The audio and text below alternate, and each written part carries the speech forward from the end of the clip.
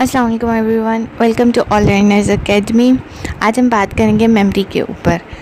Memory क्या होती है? आप अपनी एक इंडिविजुअल अपनी डेली लाइफ में अपने एक्सपीरियंसेस से, अपनी एनवायरनमेंट से बहुत कुछ सीखता है।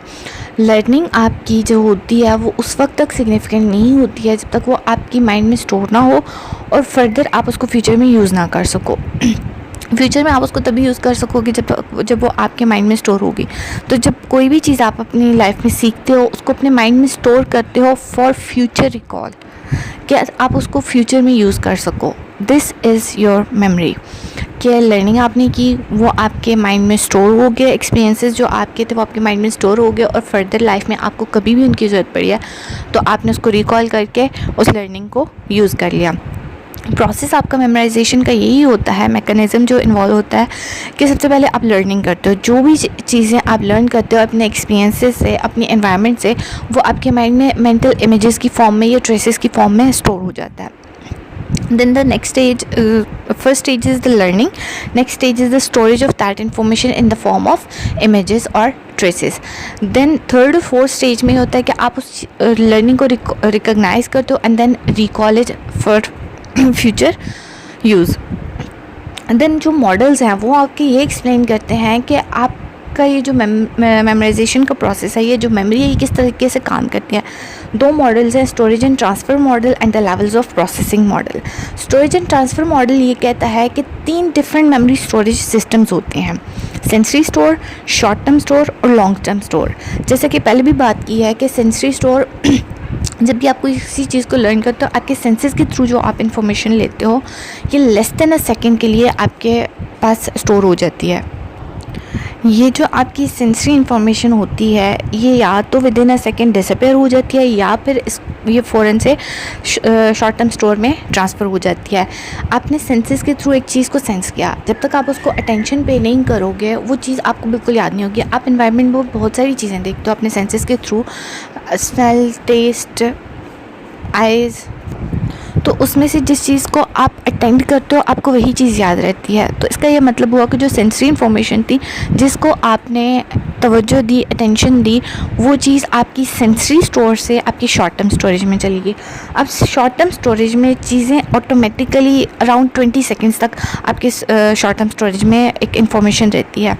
अब ये एक इंडिविजुअल के ऊपर डिपेंड करता है कि वो उसको शॉर्ट टर्म से लॉन्ग टर्म में भेजता है कि शॉर्ट टर्म में ही रहती है। कहने का मतलब ये है कि अगर एक इंडिविजुअल उस इंफॉर्मेशन को रिहर्स करता है, रिपीट करता है, तो वो अगर उसकी शॉर्ट टर्म मेमोरी में मोर देन 20 सेकेंड्स रह जाती है, ठीक है, तो वो आपकी लॉन्ग टर्म स्टोरेज में चली जाती है, इंफॉर्मेशन ट्रांसफ़र हो जाती है। जो आपकी शॉर्ट टर्म स्टोरेज है वो as a working memory act करता है कि इसमें आपकी वो इन्फॉर्मेशन होती है जिसकी बेस पे आप कोई भी बिहेवियर एक्ट करते हो या कोई भी आप काम कर रहे होते हो। लॉन्ग टर्म स्टोरेज में आपकी वो चीज़ें होती हैं जो आप रिटेन कर लेते हो। आपकी जो बेसिकली जो आपकी मेमोरी या मेमोरी इमेजेस जो होते हैं, ट्रेसेस होते हैं, वो आपके स्टोर होते हैं लॉन्ग टर्म स्टोरेज में। जब भी आपको इस इंफॉर्मेशन की ज़रूरत होती है तो जो आपका रिकॉल होता है, रिकॉल से आपकी मेमोरी शॉर्ट टर्म स्टोरेज में आती है जिसकी वजह से आप उसको अपनी डेली लाइफ में यूज़ कर सकते हो। सो बेसिकली जो आपकी मेमोरी है, शॉर्ट टर्म मेमोरी, उसको आप वर्किंग मेमोरी कहते हो। Levels of processing model. Levels of processing model ये कहता है कि आपकी 3 टाइप्स नहीं होती हैं मेमोरी की, या फिर 3 स्टोरेज सिस्टम्स नहीं होते हैं। रादर आपकी जो मेमोरी होती है वो सिर्फ एक काइंड की होती है। यानी कि आपकी जो एबिलिटी है आप रिमेंबर करने की, वो इस पर डिपेंड करती है कि आपने एक चीज़ को किस हद तक, कितना डीपली उसको आपने प्रोसेस किया है।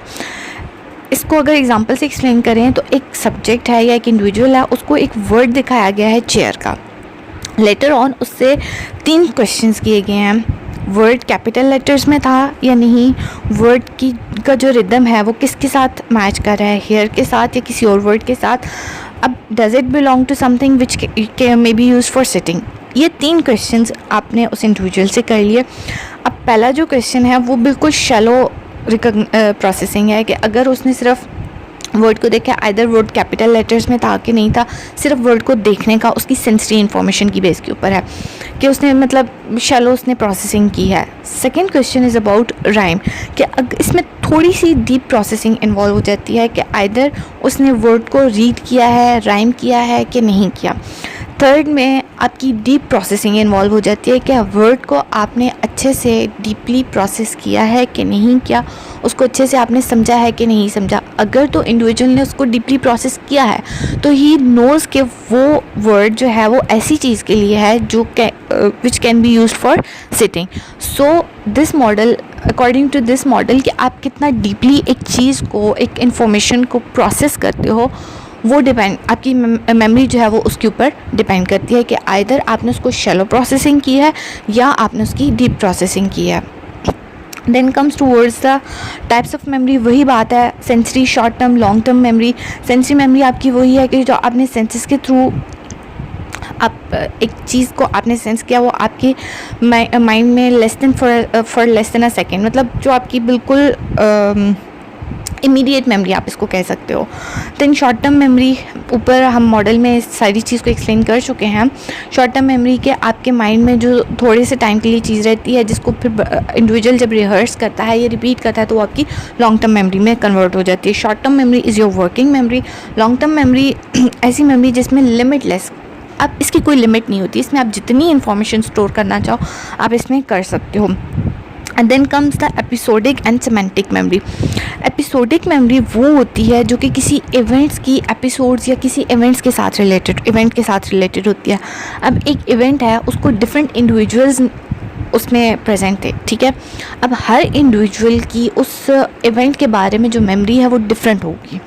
एक इंडिविजुअल अपने एक्सपीरियंसेस को और तरह से एक्सप्लेन करेगा, एक और तरह से करेगा। तो जो एपिसोडिक मेमोरी होती है ये इंडिविजुअलिस्टिक मेमोरी होती है अबाउट द इवेंट्स। जो आपकी सिमेंटिक मेमोरी होती है ये आपकी फैक्ट्स के ऊपर बेस होती है, ठीक है, आपके बेसिक नॉलेज के ऊपर, आपकी फैक्ट्स के ऊपर।